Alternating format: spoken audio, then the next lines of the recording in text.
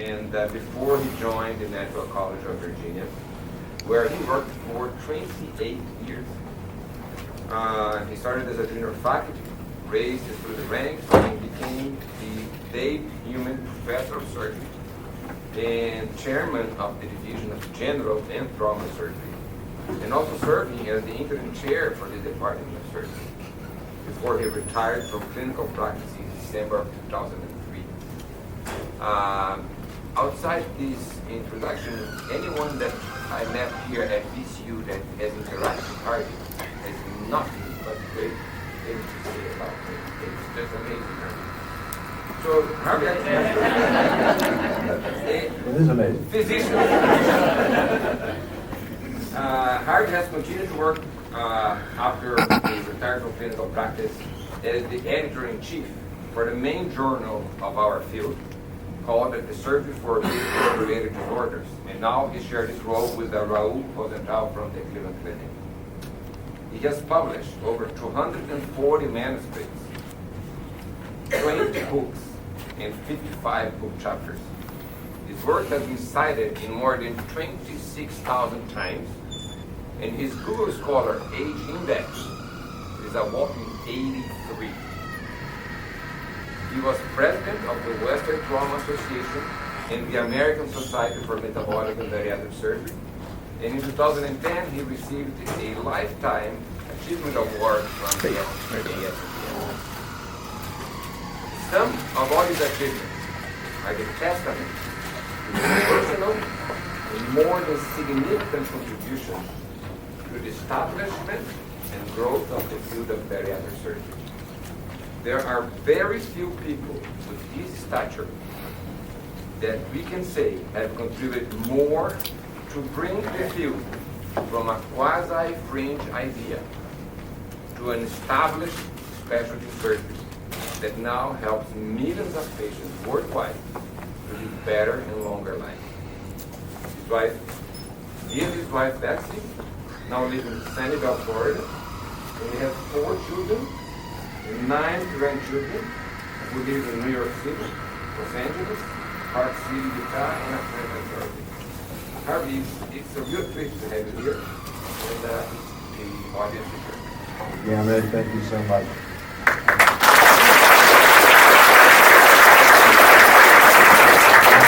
I'm really delighted that you decided to come here. I think it's been a great benefit to this institution. I thank you for your introduction. A few of you have heard this talk before, a couple of you, but having spent 28 years here on the faculty, I thought a number of you would be interested in hearing several aspects which you probably, almost certainly, did not know before. Today I invite you to join me on a somewhat complicated and circuitous trip with a few big bumps in the road. From the beginning, I was a rather rambunctious and difficult child, always getting into trouble, and perhaps because of my wild preteen years, I was sent to a prep school, Mercersburg Academy, in the middle of rural Pennsylvania. They had a guard path there when you did something bad, like hanging toilet paper on the trees, or be late for breakfast, you would be forced to walk around a square for hours on a Saturday when the high school football team was playing. Much later, after I'd been chosen by a national magazine as one of the top general surgeons in the country, rather than stay at Hopkins. That was a huge mistake because it brought back a lot of very unpleasant memories from my childhood. And something happened that very few know. I became very severely depressed, took a bunch of pills, and then was on a train to Philadelphia with my father and sister and hospitalized at Pennsylvania Institute in Philadelphia. Sort of a little bit like One Flew Over the Cuckoo's Nest. I dropped out of the University of Pittsburgh Medical School. That most of you never knew. Depression is a very common problem, including many famous people. Hemingway, Faulkner, Tennessee Williams, the actor Robin Williams, Philip Seymour Hoffman, Judy Garland, and presidents John Adams, Abraham Lincoln, and both were Roosevelts, et cetera, et cetera. And Wikipedia lists about 245, and there are many, many million more. It's become epidemic, as you know, in the military now. After a few months of therapy, I was able to get a job as a lab tech for Drs. Tom Neal and John Gibbon, the development of the heart-lung machine in the Department of Surgery at Jeff. And I felt it was important. Working right. To come out of the closet about this because of the terrible stigma attached to mental illness. While working at Jeff, I obtained a master's degree in pharmacology and then was allowed to enroll in medical school there with their full knowledge of my history. I graduated first in my class, which was not probably fair to my colleagues, having already taken several of the courses, both in Pittsburgh and for my master's. This earned me a position as a straight medical intern at the hospital of the University of Pennsylvania, affectionately known as HUP. But taking care, you can see I missed my slides.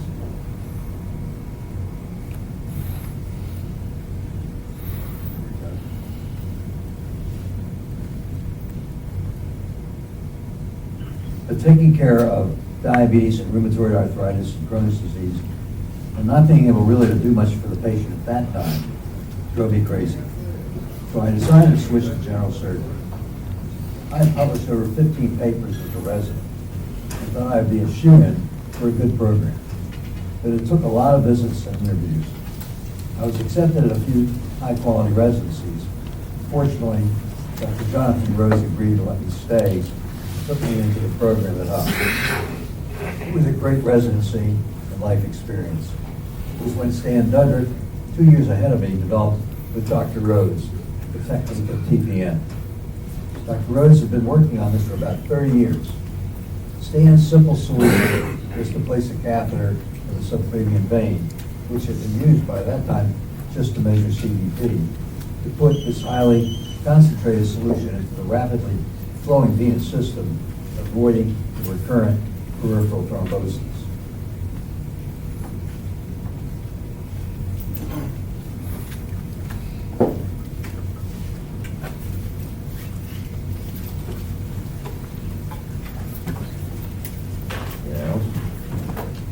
There we go.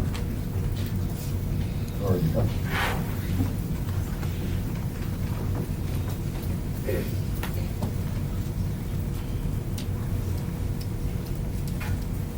This was the time when we used protein hydrolysase and not purified amino acid solutions.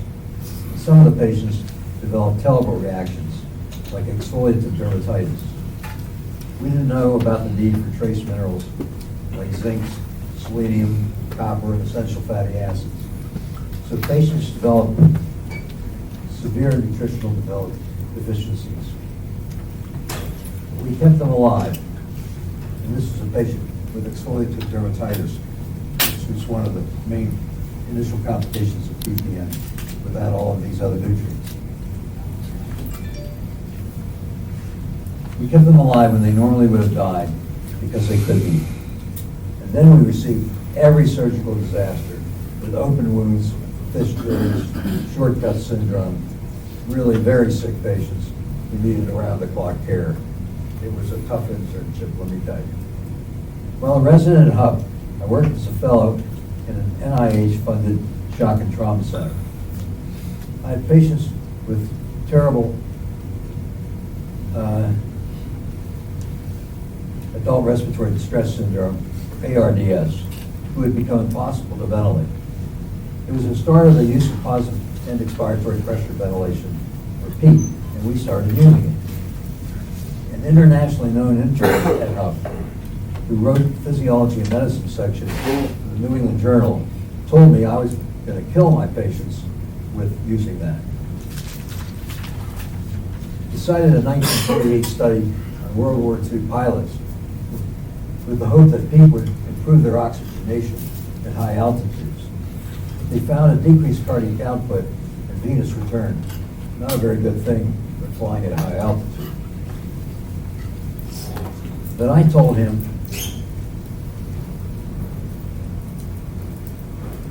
that this was not happening to our patients. So I floated the first Swan-Ganz catheter at Hub, and we found that raising the level of PEEP from 5 to 10 to 15 centimeters of water had no effect on the cardiac output of these patients with stiff lungs, and their oxygenation, as you can see here, improved.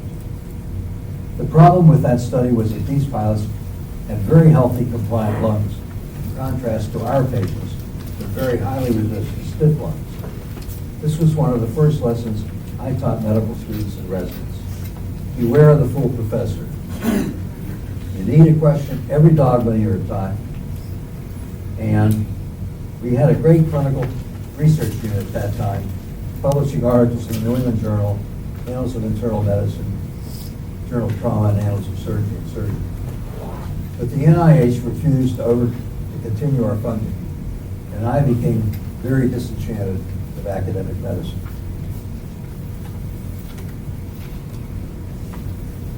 After residency, I was given the opportunity of being an obligatory volunteer in the United States Army through the Berry Plan, just as the Vietnam War had ended. Actually, although I thought I was in the Army, I received a letter in late April 1970 saying, "Congratulations, Dr. Sugerman, welcome to the Air Force." And all that would be left at that time would be a 50-bed hospital in Minot, North Dakota, where I might do an appendectomy every other week. The late Basil Pruitt, an Army colonel, had been one of the site visitors for our failed NIH grants at Hub, and was the director of the Army Burn Center at Fort Sam. He appeared to have taken a liking to me during the grant review. So I called him up and said, "Dr. Pruitt, can you get me back into the Army, even if I don't want to be a burn surgeon?" And he did. I was called by the Army one Saturday morning and asked if I would like to go to Germany. This sounded great, but I asked if I could check with my wife. She was out shopping with her mom. After telling Betsy about going to Germany, when she got home, she was a bit upset, being so far away from her mother and family. So I called the Army back and asked what else did they have, and they said, "For you, Dr. Sugerman, we have a position in Korea." And so we went to Germany. As previously mentioned, I'm going to see where I am here on the slide.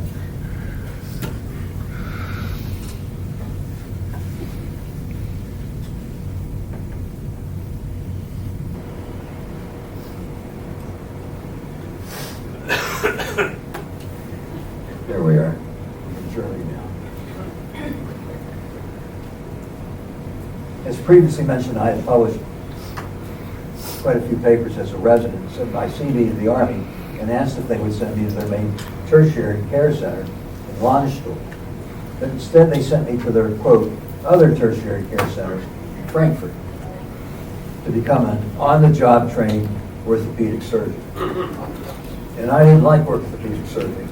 Apologies to those of you who are orthopedic surgeons here. I contacted the medical commander in charge of the U.S. Army in Europe, who fortunately was also a general surgeon. And he transferred me as a general surgeon at the 130th General Hospital in Nuremberg.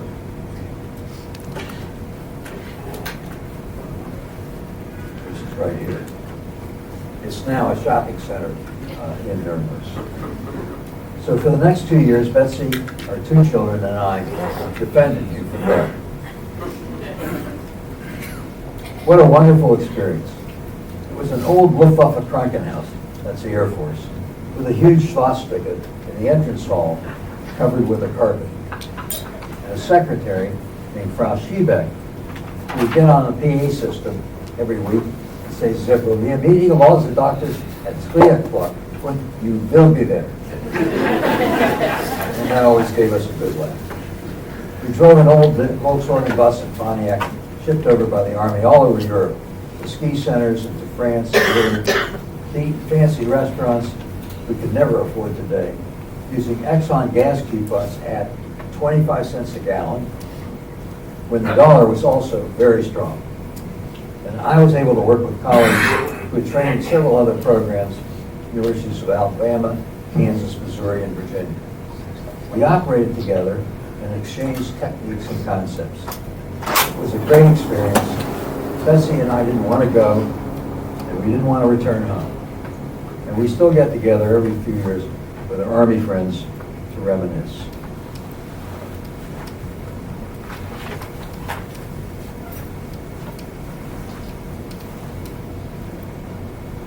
This was when I made one of my big mistakes. We had a number of patients, older GIs, married to German women, who were alcoholic and developed chronic pancreatitis. I like to do the Q-stub procedure to drain a dilated pancreatic duct with a non-lay roux-limb. So we would take our patients in a quote, cracker box, i.e. an Army ambulance, to the University of Erlangen, which was only 25 miles away, and it's where they developed ERCP. They would find a dilated duct and then tell me that the patient must have a Bickle. But of course, we did the Q-stub procedure and their pain went away. But my error was not learning the technique of ERCP and being one of the first to bring it back to the United States.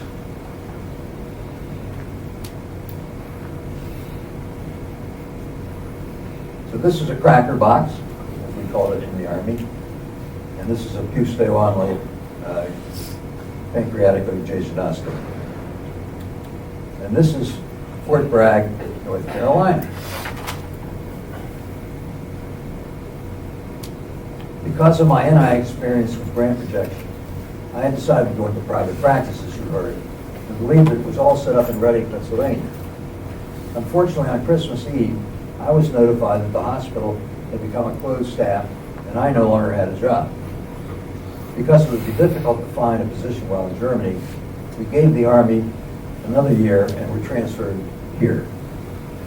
Fort Bragg is the home of the 102nd Airborne and the Green Berets, a strike Army base. And one morning, after spending the night in the emergency room, my wife gave me a honey-do list of shopping needs from the PX. And as I left the PX, I was accosted by a private MP who said, "Sir," and I was a lieutenant colonel, as you've heard by this time, "Sir, don't you think you need a haircut?" And I looked at him and said, "Yes, you're probably right." And he said, "Sir, there's a barber shop right over there. Perhaps you should go get that haircut right now." And so I went and got my haircut, and it was obvious that the commanding general must have sent him after those docs who were disregarding the dress code. After the Army, I joined a private practice group in Allentown, Pennsylvania. But it wasn't what I was expecting. They had different ethics than I was taught at HUB. One of the many quotes, "Dr. Sugerman, this is a business, don't you forget it." Patients were admitted the night before surgery, and the doctor on call in those days needed to get their consent, which I had to do for an operation I did not support. I resigned and looked for an academic opportunity. Because of my productivity again as a resident at HUB, I again thought I would be in a good position for a great academic spot, but again it wasn't easy. After numerous letters of interest and visits, I finally was offered several jobs and chose to come here because Laser Greenfield had recently become chairman and had done research in shock and was supportive of my laboratory research plans. For me, it proved to be a great choice.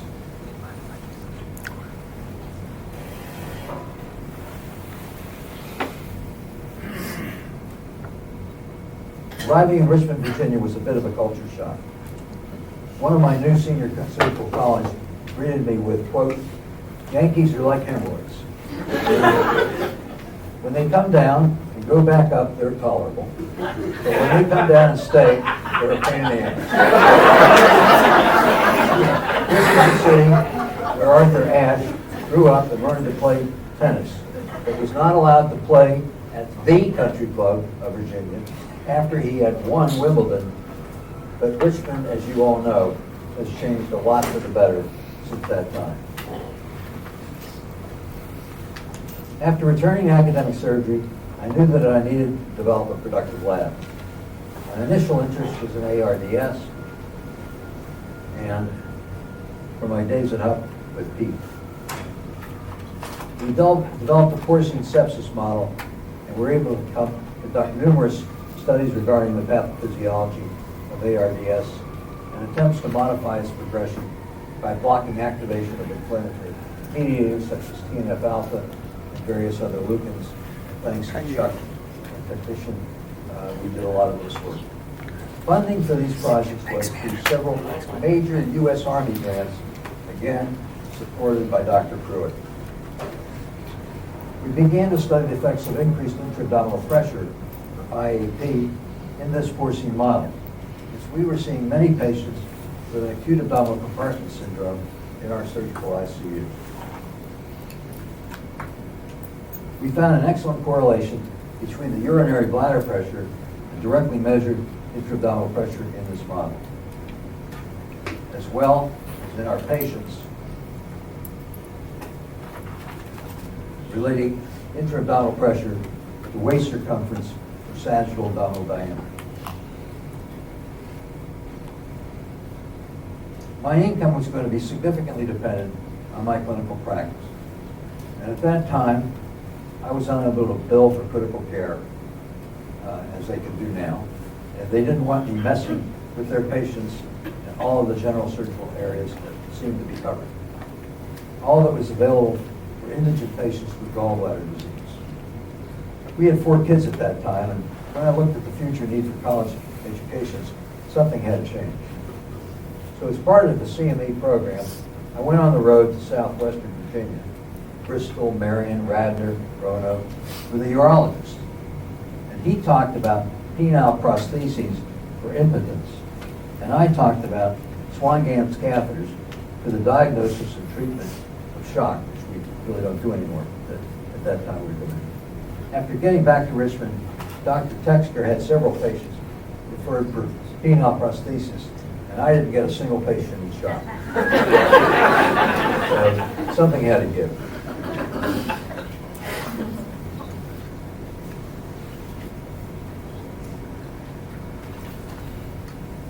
The 1950s and 60s was the area of the JEJUNAL-ILEAL bypass, or JIB for morbid obesity, leaving patients with a great weight loss, but with a rheumatoid-like arthritis, cirrhosis, oxalate kidney stones, bacterial overgrowth, malnutrition, and numerous other medical problems.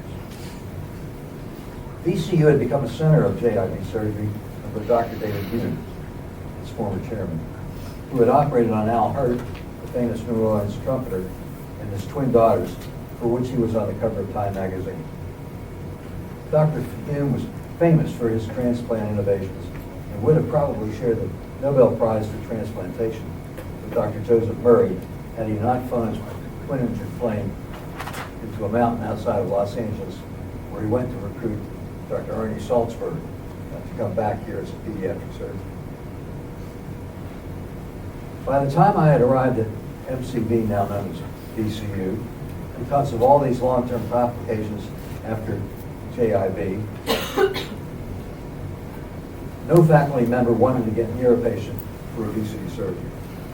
And it was at this time I read the article from Ohio State presented to the American Surgical Association and published in the Annals of Surgery on how simple it was to just staple the stomach and take out 3 staples to make a small pouch with a small opening so patients would get early satiety and lose weight without complications of the JIB. They called it a horizontal gastroplasty. And Dr. Larry Carey, chairman at Ohio State, was the principal author of this manuscript. So I went to Laser and asked him if he would support my doing bariatric surgery. And he said it was okay as long as I studied what we were doing. And this is one of the best pieces of advice I ever got. However, the horizontal gastroplasty is my second example of 1, beware of the full professor, and 2, don't trust everything you read or hear, even in our most prestigious surgical journal and society, with the highest impact factor. They presented 115 patients who had had the surgery in just over 1 year, but they only had 1-year follow-up outcomes in 7 patients, with a 33% failure rate. It became apparent that this was really just a placebo operation. At the same time, Ward Griffin in Kentucky and his colleagues had done a randomized controlled trial, or RCT, which found that the Roux-en-Y gastric bypass had weight loss equivalent to the JIB, albeit with more early complications. Without JIBs, enormous long-term medical problems. Ed Mason, the founder of our society, developed a loop gastric bypass following encouraging studies in dogs. Dr. Mason later became concerned about the problem of bypassing the stomach and duodenum with iron deficiency anemia, vitamin B12 deficiency, and calcium deficiency, as well as the risk of an internal hernia. So he subsequently developed vertical banded gastroplasty, or VBG, which he came to believe should be the only operation for severe obesity. It was at this time that I stepped onto the stage. Having tried the horizontal gastroplasties and aware of the Griffin study, we chose to conduct an RCT comparing the VBG, which is on your left, to the Roux-en-Y gastric bypass on the right. Patients were told that we had no idea which would provide better weight loss with fewest complications. The known complications were explained to the patients in detail. Randomization was decided in the operating room after it was determined that either operation could be performed safely.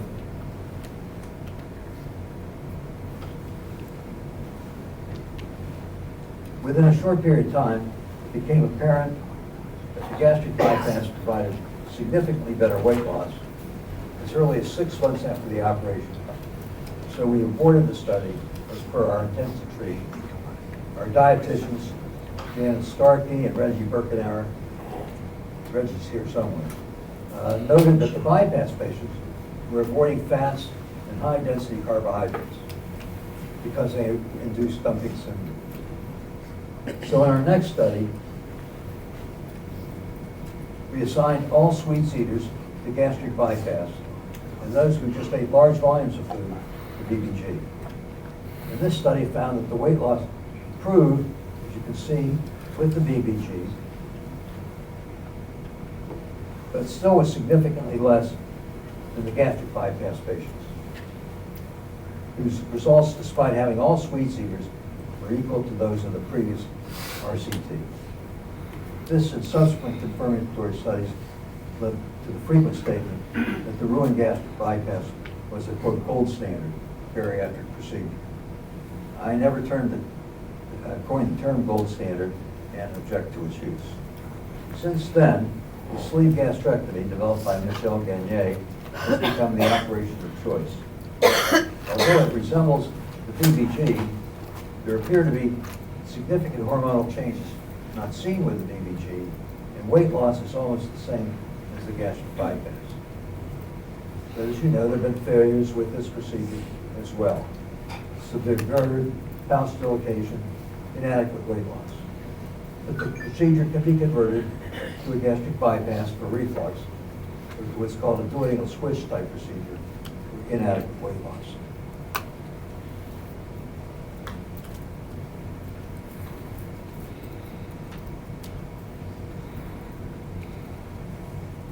It was at about this time that one of our nurses introduced me to Betsy, who was working at Jefferson at that time. We met at the nursing station at Hupp in early April and were married on September 1st, 40 years ago, actually now 41, and have been together through many trials and tribulations, especially this one. My surgical colleagues in the 1980s gave me a lot of flack for operating patients who had become severely obese just because they ate too much. But they weren't concerned for operations for cirrhosis, secondary to alcoholism, or vascular cardiac procedures, for heavy smokers, or obesity. A kid in the candy store. There were so many medical problems that we could study. As you know, these comorbidities start in the head, go to the toes, and affect every organ in between. And many of us, too many to be named, published numerous articles, albeit mostly case series, in academic peer-reviewed journals, validating the efficacy of bariatric surgery. And our field became respectable and grew like wildfire. and it is now the most frequently performed general surgical operation worldwide. When the pulmonologist found out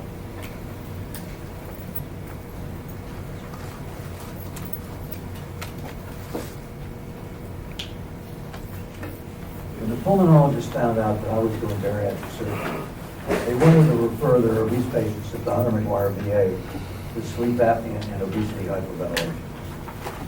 However, the chief of the general surgery section there was Hunter McGuire, great nephew of Hunter McGuire, who operated on Stonewall Jackson's shoulder wound.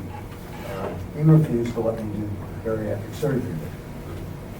After pressure from Dr. Greenfield, the VA medical director, he consented, providing I see these patients pre- and post-operative here, and under no circumstances was he to be called for any complication or problem.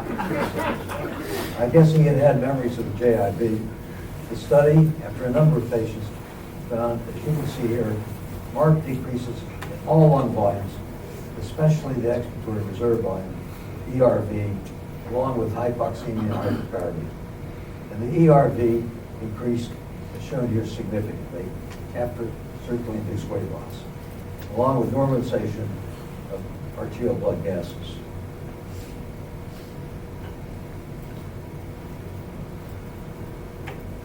There was a marked improvement in sleep apnea as well.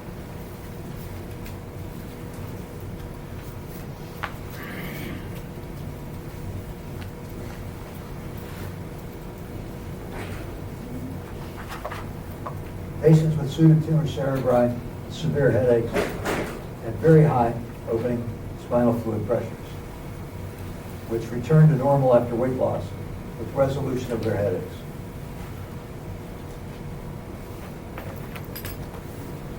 Venous stasis ulcers resolved. There were also improvement in urinary incontinence, hepatic steatosis, and joint disease. Later studies found a decrease in congestive heart failure, hypercholesterolemia, cancer, myocardial infarction, and death. At the time, we were amazed when a type 2 diabetic patient came in for a gastric bypass, taking 100 or more units of insulin a day, and then went home 4 or 5 days later on no insulin. This was confirmed by many others, including the Swedish obesity study, or SOS. And with the laparoscopic approach, many go home the next day on no insulin.